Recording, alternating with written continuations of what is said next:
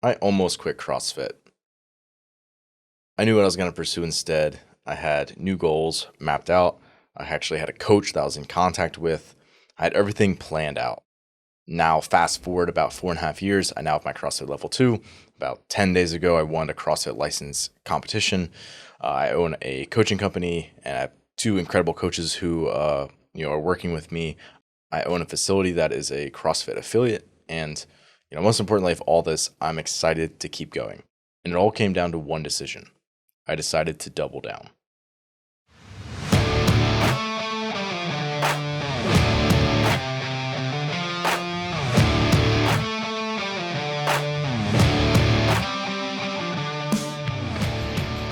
The fitness movement is brought to you by Zor Fitness.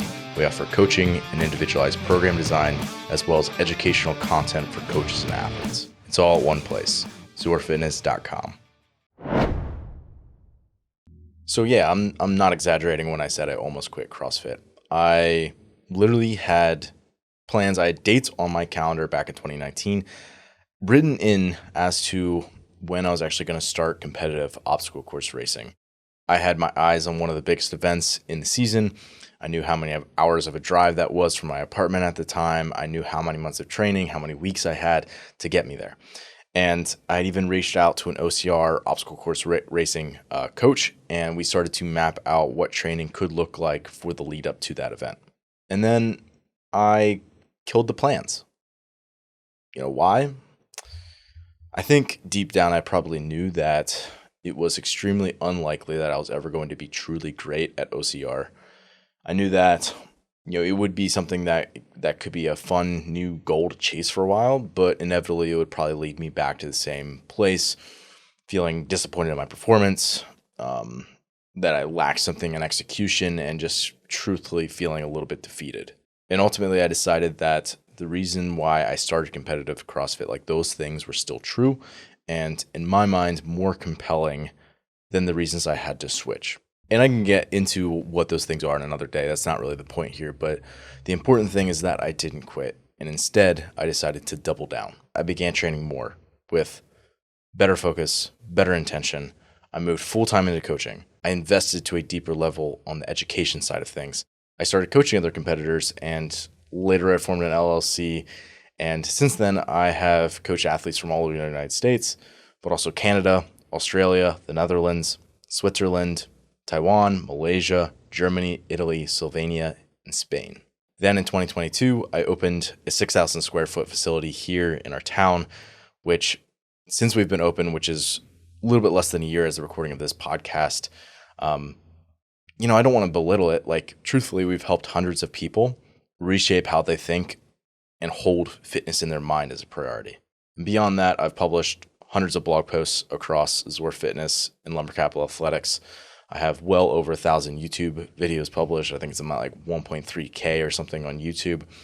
And as of the publishing of this podcast, it'll be 114 podcast episodes. And when I hear those numbers, an Alex Hormozy quote always pops into my mind. You must pick a goal and do so much work that it would be unreasonable for you not to succeed. That if you were to look back, having done an amount of work, that it would be virtually impossible for you to fail, that you said, I did that. And I can promise you that if you do that level of work, that volume of activity over an extended period of time, without thinking you're smarter than you are, you will probably get there in half the time. But you have to start that first hour and not wait a decade to get there. So here's something you should know. This podcast is probably one of the few times where I don't have a short-term memory as it comes to my goals. Like, generally, I'm looking forward, and I orient myself to that way. And to me, the knowledge of those memories really only serves me if I can essentially use it as a tool to draw on, basically like a memory bank of like all the countless times that I've recommitted to the thing, the process of going about my goals. So no, I'm not a sponsored athlete. No, I don't get paid a salary from winning prize purses, or no, I don't make a living as a YouTuber. No, I haven't coached a CrossFit Games champion. But what I've done and what I will continue to do is to hunt down my very best.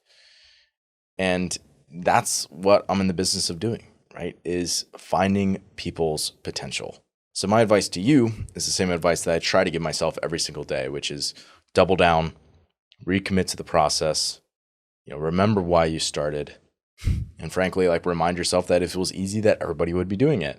And I think it can be helpful to kind of pull back the focal lens of like your grandiose dreams, like those super long-term goals, and rather just continue to stack wins.